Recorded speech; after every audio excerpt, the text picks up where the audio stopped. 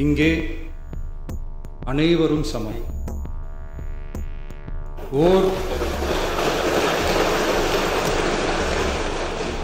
தான் விரும்பியதை பாராளுமன்றம் நிராகரித்து விட்டது என்று சொல்லும் ஸ்பீக்கருக்கு மரண தண்டனை விதிக்கும்படி ஆணையிடுவார்.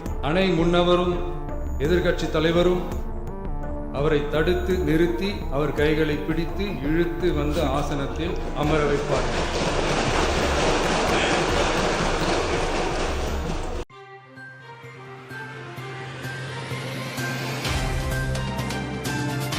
மாண்புமிகு முதலமைச்சர் அவர்கள்.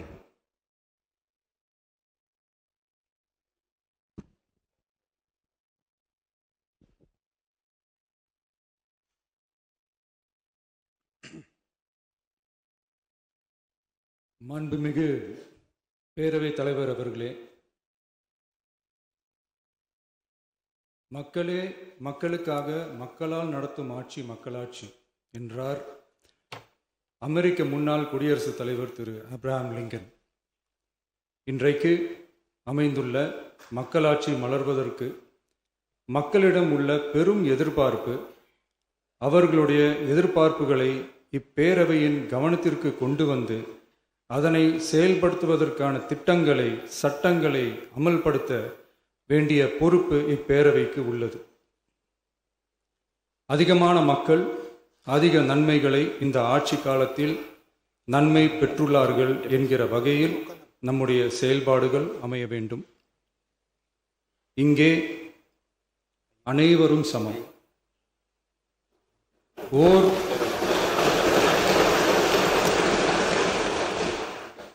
ஓர் உறுப்பினரை கொண்ட கட்சிகள் இங்கே இடம் பெற்றிருந்தாலும் அவர்களுடைய கருத்துகளுக்கும் அதிக எண்ணிக்கை பெற்ற தமிழக வெற்றி கழக உறுப்பினர்கள் தெரிவிக்கும் கருத்துகளுக்கும் சமமாகவே மதிப்பளிக்கப்பட்டு நல்லவை ஏற்கப்பட்டு அல்லவை நிராகரிக்கப்பட்டு ஜனநாயகத்தின் இதயமாகவும் மூளையாகவும் இப்பேரவை செயல்பட வேண்டும். அதற்குரிய வகையில் பெருமை வாய்ந்த வரலாற்று சிறப்பு கொண்ட இப்பேரவையை நடத்தி செல்லும் பண்பை பெற்றுள்ளவரையே தமிழக வெற்றி கழகம் முன்மொழிந்து தாங்கள் இன்றைக்கு இந்த ஆசனத்தில் அமர்ந்துள்ளீர்கள்.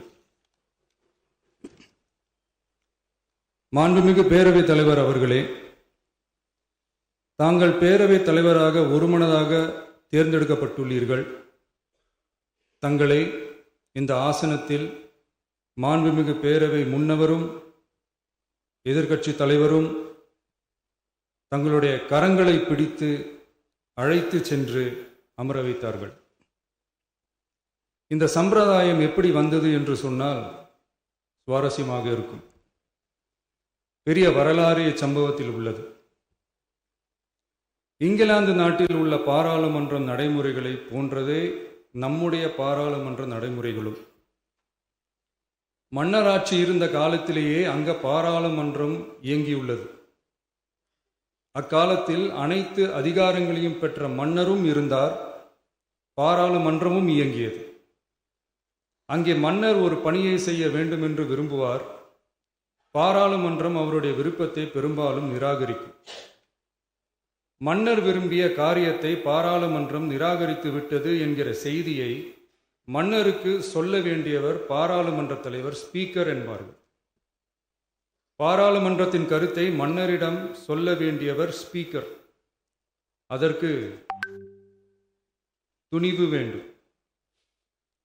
சில பணிகளை செய்வதற்குத்தான் பாராளுமன்றத்தின் அனுமதி வேண்டுமே தவிர அந்த ராஜ்யத்தில் உள்ள எந்த பிரஜைக்கும் மரண தண்டனை விதிக்கும் அதிகாரம் மன்னருக்கு உண்டு.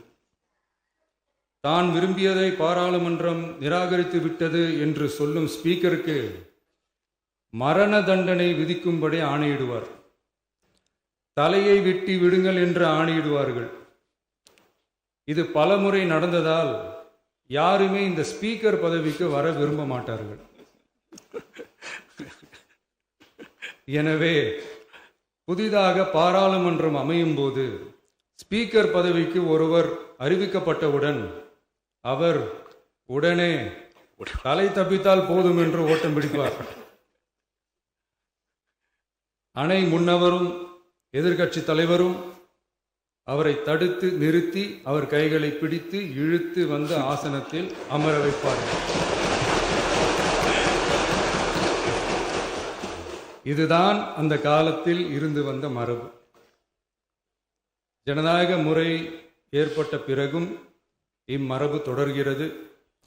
நிச்சயமாக தமிழக வெற்றி கழக உறுப்பினர்கள் அனைவருமே உங்களுக்கு உதவிகரமாகவே இருப்பார்கள் என்கிற வாக்குறுதியை இந்நேரத்தில் அளிக்க விரும்புகிறேன். பேரவையின் மாண்பையும் கண்ணியத்தையும் பேரவை உறுப்பினர்களின் கண்ணியத்தையும் காக்க வேண்டிய பொறுப்பை உங்களிடத்தில் ஒப்படைத்திருக்கிறார்கள். தற்காலிக பேரவைத் தலைவர் பொறுப்பில் மிக சிறப்பாக பணியாற்றிய நம்முடைய உறுப்பினர் திரு மூவி கருப்பையா அவர்களை சந்திக்க நேற்றுக்கு சென்றிருந்தேன். அங்கே முந்தைய பேரவைத் தலைவர்கள் படங்களை கண்ணுற்ற போது, அவர்களை பற்றி அறிந்த போது உண்மையிலே எனக்கு பெருமிதம் தந்தது. ஏனென்றால் எடுத்துக்காட்டாக விளங்கும் திரு ஜே சிவ சண்முகம் பிள்ளை, டாக்டர் யு கிருஷ்ணராவ், திரு எஸ் செல்லப்பாண்டியன் அவர்களுடைய வரிசையில் மிக சரியான ஒருவரையே நாம் முன்மொழிந்துள்ளோம் என பெருமை அடைந்தேன். அதே போன்றுதான் நம்முடைய பேரவை துணைத் தலைவர் அவர்களும் நீங்கள் இருவருமே மிக சாதாரண குடும்பத்தில் பிறந்து மக்கள் பணியாற்ற வேண்டும் என்கிற அவாவில் செயல்பட்டு வந்தவர்கள். குணம் நாடி குற்றமும் நாடி அவற்றுள் மிகை நாடி மிக்க கொளல் எனும் வள்ளுவரின் வாய்மொழிக்கேற்ப சட்டமன்ற நடவடிக்கைகள் சீராக செம்மையாக அமைதியாக நடைபெறும் வகையிலும் சட்டமன்ற ஜனநாயக பண்புகள் நெறிமுறைகள் பேணி பாதுகாக்கப்படும் வகையிலும் இந்த அவைக்கு பேரவைத் தலைவரும் பேரவை துணைத் தலைவரும் பெருமை சேர்ப்பீர்கள் எனும் நம்பிக்கை எனக்கு உண்டு. அரசியலுக்கு அப்பாற்பட்டு மனிதர்களை மதிக்கும் நல்ல பண்புகள் நிலைநாட்டப்பட வேண்டும். தமிழ் பண்பாடு போற்றப்பட வேண்டும். அவையின் மரபும் மாட்சிமையும் மதிப்பும் காக்கப்பட வேண்டும் என்ற நல்லெண்ணத்தின் அடிப்படையில் அந்த பதவி ஏற்றுள்ள தங்கள் இருவராலும் காப்பாற்றப்படும் என்னும் நம்பிக்கையை மீண்டும் தெரிவித்து என் உரையை நிறைவு செய்கிறேன். நன்றி, வணக்கம்.